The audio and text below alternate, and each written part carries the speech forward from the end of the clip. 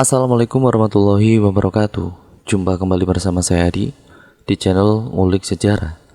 Pada video kali ini saya akan kembali lagi membacakan suatu kisah misteri yang kali ini ditulis oleh Mas Rama Komaruzaman yang berjudul Andong Pocong.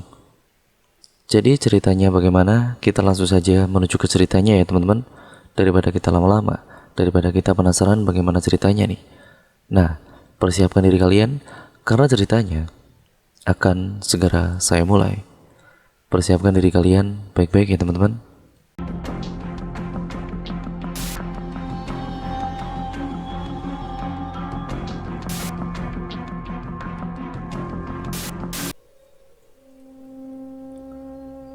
Kisah ini menceritakan sebuah kejadian horor yang dialami oleh Ayo dan juga Ripin.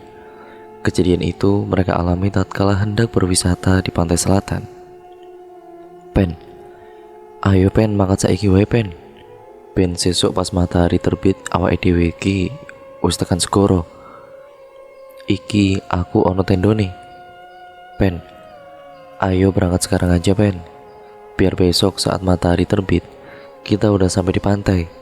Ini aku udah ada tendanya, ucap Ayo di telepon malam itu. Jadi malam ini Ayo dan juga Ripin berencana untuk bermain ke pantai selatan. Kebetulan juga saat ini mereka sedang dalam libur semesteran yang membuat mereka mempunyai waktu senggang yang lumayan cukup lama. Sebelumnya tidak hanya Ripin saja yang Ayo ajak untuk berwisata, namun karena yang lain tidak bisa karena mempunyai rencananya masing-masing, akhirnya hanya Ripin saja yang menemaninya. Wah, mangkat jam semene opora kewengen yuk. Mending mangkat sesuk bar subuhan wae sisan. Wah, berangkat jam segini itu apa nggak kemalaman yuk? Mendingan berangkat setelah subuh saja sekalian, ucap Ripin membalas. Waduh, janganlah, nanti kesiangan. Nanti malah gak bisa bertemu sama matahari pas terbit kalau berangkat jam segitu. Udah tenang aja, habis ini kamu aku jemput terus kita berangkat, balas Ayo sedikit memaksa. Walah, yowis, tak siap no abrakane sih. Meh nganggo motorku apa motormu? Ya udah, kalau begitu aku tak nyiapin barang-barang dulu. Oh iya, mau pakai motormu apa motorku? Balas Ripin. Nah, ngono lo pen. Aman wis, nganggo motorku wae. Ki mau kan wis bar tak full tank bensin nih. Aman wis aman. Nah, gitu lo pen. Udah tenang aja, pakai motorku. Tadi kan udah aku full tank nih bensinnya, udah aman. Sekitar jam 11 malam Ayo beranjak dari rumahnya dengan membawa beberapa barang yang sudah ia siapkan sebelumnya. Dan ia pun berangkat menuju rumah Ripin yang hanya berjarak beberapa blok dari rumahnya. Sekitar 10 menit kemudian Ayo sampai di rumah Ripin. Pen, ndang metu pen. Iki aku wis nang omahmu. Ndang metu. Pen, buruan keluar. Ini aku ada di depan rumahmu, tulis Ayo di aplikasi pesan singkat. Tidak beberapa lama kemudian Ripin pun keluar sembari membawa tas ransel yang lumayan cukup besar yang ia bawa di punggungnya. Ayo, ini aku udah siap, kata Ripin. Namun saat itu tiba-tiba terdengar suara dari dalam rumah Ripin. Ya meni iki domerin ditoleh, mbok sesuk wae. Ternyata suara itu adalah suara dari kakeknya Ripin, namanya Mbah Rilo. Kala itu beliau keluar tidak lama setelah Ripin keluar dari rumahnya. Oh niki badetan segoro mbah. Ini mau ke pantai mbah, ucap Ayo seketika mendengar Mbah Rilo. Karang pengen menangi matahari terbit ya mbah. Biar bisa melihat matahari terbit mbah, balas Ripin mendengar kalimat yang tadi sempat diucapkan oleh kakeknya itu. Ya wes, sing hati-hati oleh. Ya udah yang hati-hati aja ya le, ucap Marilo sambil kembali ke dalam dan juga menutup pintu. Akhirnya Ripin dan juga Ayok berangkat dari malam itu. Mereka mulai bertolak dari rumah Ripin sekitar jam 12-an. Dengan bermodalkan keberanian, akhirnya mereka berdua berangkat menuju pantai selatan yang jaraknya sekitar 2 jam. Malam itu di sepanjang perjalanan, Ayok dan juga Ripin membahas seputar dunia perkuliahan.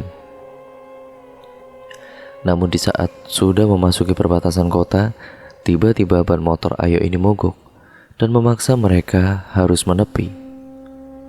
Waduh, gimana sih motormu ini, Yok? Katanya baru aja kamu isi bensin. Masa baru sampai sini aja udah macet? Tanpa membalas ucapan Ripin, Ayok pun hanya berhenti dan membuka tutup tangki motornya. Weh, lah ini bensinnya masih banyak ya, Pen? Ayok kemudian sontak berteriak ketika melihat kondisi bensin motornya yang masih banyak itu. Weh, mosok sih? Coba di starter lagi, balas Ripin sambil menoleh ke belakang sambil berharap semoga ada orang yang membantu mereka. Namun itu hanya sebatas harapan mereka saja ya, karena malam semakin larut dan siapa yang melintasi jalan di tengah malam seperti ini selain truk dan juga bus lintas provinsi. Setelah mencoba beberapa lama, akhirnya motor yang mereka kendarai menyala kembali dan akhirnya mereka meneruskan perjalanan mereka. Sekitar 1 jam perjalanan mereka telah sampai di jalan yang hanya tinggal lurus beberapa kilometer lagi saja. Mereka sudah sampai ke pantai yang ingin mereka tuju. Namun entah mengapa tiba-tiba turun hujan pada kali itu dengan lebatnya dan mengharuskan mereka berteduh secepatnya jika tidak ingin mereka basah dan kedinginan di tengah malam seperti itu. Itu di depan kayaknya ada angkringan itu, Yok. Mampir di sana aja yuk. Biar sekalian kita bisa beli minum dan juga cemilan buat isi perut. Balas Ripin sambil menundukkan kepala menghindari hujan yang mulai membasahi tubuhnya. Kulo nuwun, Pak. Susu jahe kali nggih, Pak? Diunjuk mriki. Permisi, Pak. Susu jahenya 2 ya, Pak. Diminum sini, ucapku sambil masuk ke angkringan tersebut. Enggak, Mas. Monggo pinarak mriki, Mas. Niki rencange ndangken mlebet mriki. Ndak utane saya deres. Iya, Mas. Silakan duduk dulu. Itu temannya disuruh masuk dulu. Takutnya nanti hujannya makin deres, balas pemilik angkringan tersebut. Pen, yang mlebu rene loh. Ngopo awakmu ning kono wae? Pen, cepetan masuk ke sini loh. Ngapain kamu di sana terus? Ucapku pada Ripin dengan suara sedikit teriak karena suara hujan yang membuat bising pada kala itu. Kala itu jam tanganku ini menunjukkan pukul sekitar jam 2 pagi. Sebenarnya kami, yaitu Ayok dan Ripin, yang mengira bahwa mereka akan sampai di pantai sekitar jam 2:30. Namun karena hujan, akhirnya mereka akan sampai di sana tidak sesuai dengan harapan. Malam itu suasana sangat sepi dan entah mengapa tidak ada kendaraan satupun yang melintas di jalan. Ditambah lagi hanya Ayok dan Ripin yang menjadi pelanggan angkringan kala itu dan benar-benar aneh sekali. Tumben niki angkringannya sepi, Pak. Pincang libur padahal nggih? Tanya Ayok sambil duduk dan melipat jaketnya. Enggak niki, Mas. Karang udane koyo ngene ya. Biasane ya main iki bocah-bocah isi akeh sing do jagoan ning kene. Balas pemilik angkringan itu. Monggo, Mas, niki susu jahe nih. Ibu pemilik angkringan sembari menyuguhkan 2 gelas susu jahe hangat untuk Ayok dan juga Ripin. Oh nggih, Pak, matur nuwun, ucap Ayok sambil mengambil 2 batang sate usus yang ada di depannya. Hujan kala itu semakin lama semakin deras yang sepertinya menandakan jikalau bahwa hujan nampaknya akan sedikit awet. Sembari menunggu hujan reda, Ayok dan Ripin kemudian berbincang sesekali sambil bercanda. Namun di saat mereka sedang asik berbalas canda, tiba-tiba Bapak pemilik angkringan ikut nimbrung dalam obrolan mereka. "Malam-malam gini mau kemana sih mas? Kok bawanya tas besar-besar gitu yo?" ucap bapak pemilik angkringan pada Ayo dan juga Ripin. Wajar saja bapak itu menanyakan demikian. Ya mungkin saja karena beliau melihat dua tas carrier yang Ayo dan juga Ripin bawa. "Oh iya pak, ini rencananya mau ngecamp di pantai. Ya pengennya sih sampai sana sebelum subuh. Terus nanti kan mau bangun tenda sekalian," balas Ayo sambil menyeruput susu jahe untuk menghangatkan tubuhnya di tengah kondisi hujan lebat malam itu.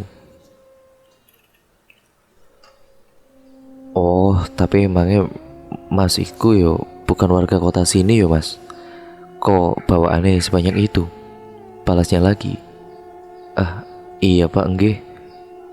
Ya saya sama temanku itu dari kota sebelah. Ya 2 jaman lah dari sini kalau pas nggak macet." Begitulah balas Ayo lagi. "Oh alah iya mas, motornya sampean platnya udah plat kene jebule."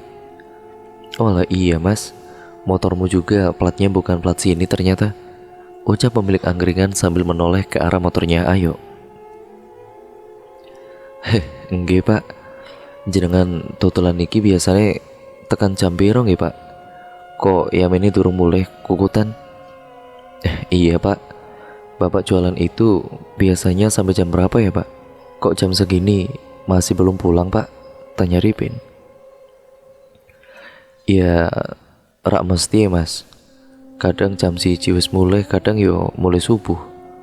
Ya wis pokoknya rak mesti mas, apa maneh pas kahanan ngene iki sik kejebak udan ngene juga. Bapak biasanya ngenteni udane madeg sik lagi mulai," balasnya. "Jenengan sering menemui hal-hal aneh nggak pak pas selama jualan di sini?" "Ya apalagi kan jam segini jalanan udah sepi pak," tanya Ripin. Di saat Ripin menanyakan hal itu, entah mengapa suasana menjadi sangat hening dan juga senyap. Seolah hanya suara rintik hujan saja yang terdengar dan tidak ada suara lainnya. "Cangkemmu ge jan bosok kok pen. Mbok yo aja ngawur yang meneh tekon babagan demit. Nek teko tenan iki piye? Kowe gelem po diweruhi?" Sontak saja Ayo menepuk pundak Ripin saat itu juga. "Lah kan aku mau takon to yo. Ora dijawab yo ora apa-apa kok," balasnya sambil cengingisan. Sebelum bapak angkringan itu menjawab pertanyaan Ripin, sesekali bapak pemilik angkringan itu menoleh ke kanan dan ke kiri.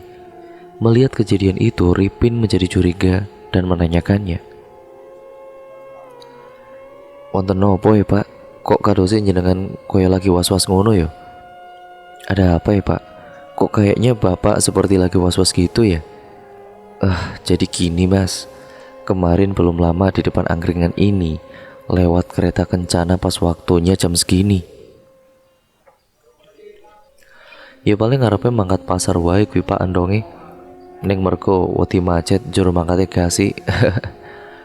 "Ya palingan mau berangkat ke pasar aja itu pak kereta kencananya. Ya mungkin karena takut macet makanya berangkatnya awal," balas Ripin sambil tertawa. "Weh, jen tenan ya nek cangkemmu kowe pen. Bonek guyon kira waton kayak iki kowe." Ngapunten nggih pak, kancaku ke jan modo kurang ajar ngene iki nek guyon." "Maaf ya pak, temanku itu memang kurang ajar gini kalau bercanda," ucap Ayo meminta maaf kepada bapak pemilik angkringan itu. Dan entah apa yang terjadi, tiba-tiba udara malam itu menjadi dingin dan seolah menggigit kulit.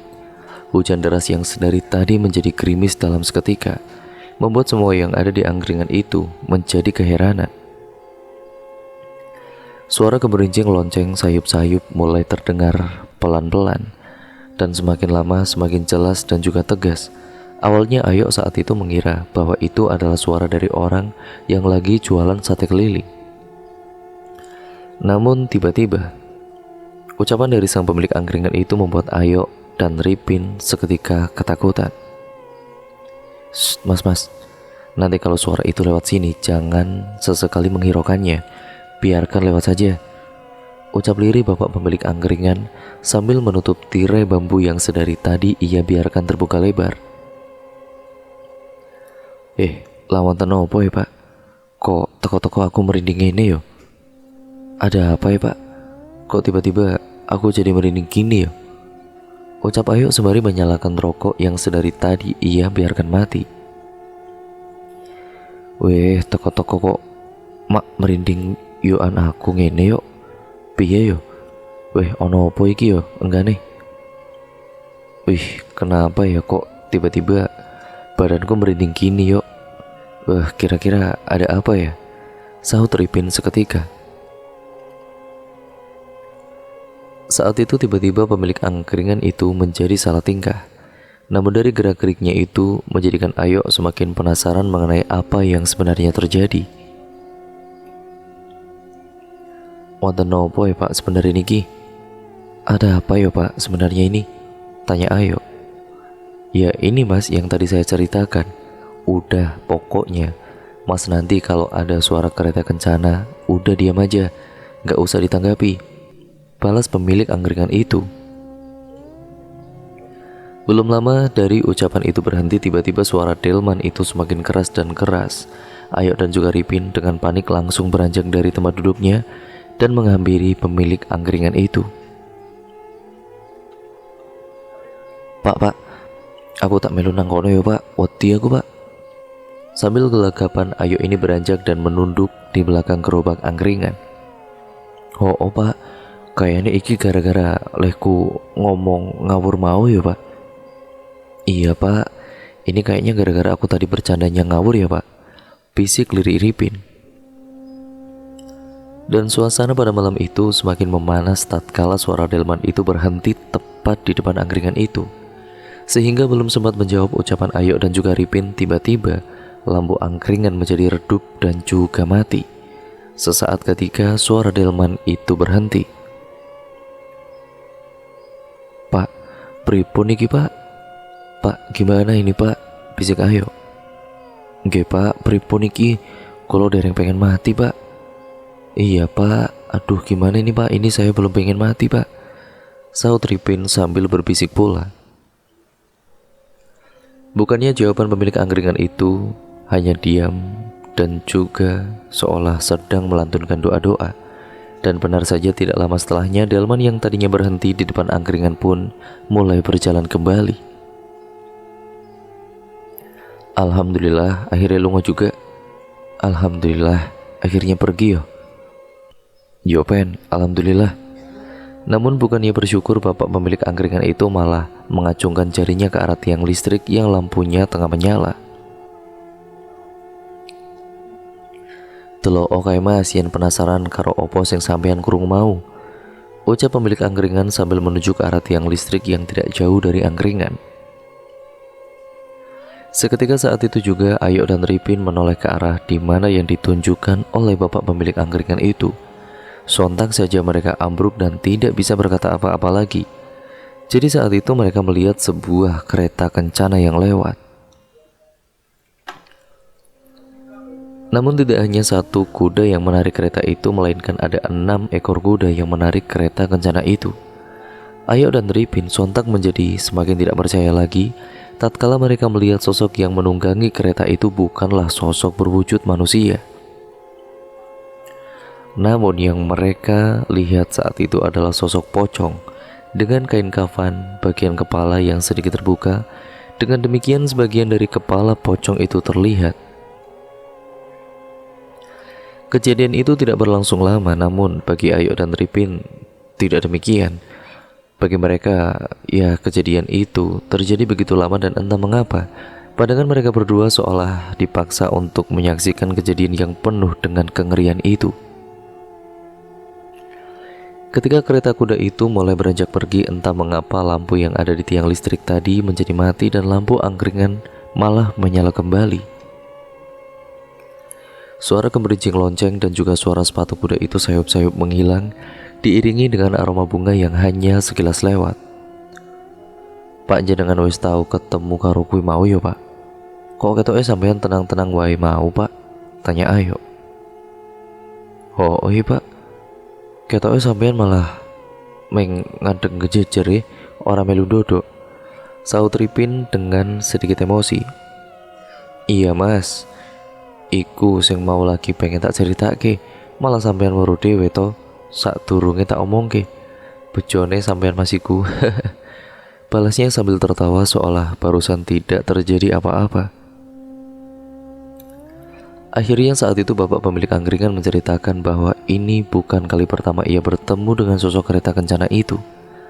Konon sosok itu sering menampakkan wujudnya di kala hujan turun seperti ini, dan memang ketika Ayo dan juga Ripin. Mungkin kejadian malam itu adalah salah satu kejadian yang takkan mungkin Ayo dan Ripin lupakan. Setelah membayar susu jahe yang tadi mereka pesan, Ayo dan juga Ripin pun melanjutkan perjalanan mereka menuju ke pantai selatan untuk melangsungkan camping mereka itu. Dan cerita pun akhirnya berakhir sampai di sini ya teman-teman. Terima kasih nih untuk kalian semua yang sudah menyimak video kali ini. Dan berikut ini merupakan pengalaman dari si narasumber ya teman-teman. Jadi gimana nih menurut kalian? Tulis komen kalian di kolom komentar ya teman-teman. Dan juga jangan lupa untuk kalian like serta share video kali ini sebanyak-banyaknya agar channel ini bisa berkembang menjadi channel yang jauh lebih baik lagi. Dan jangan lupa pula untuk kalian klik tombol subscribe untuk kalian yang belum subscribe channel ini, dan nyalakan tombol lonceng notifikasinya agar kalian tidak ketinggalan video terbaru selanjutnya dari channel ini. Sekian dan terima kasih, sampai berjumpa di video yang terbaru selanjutnya. Wassalamualaikum warahmatullahi wabarakatuh.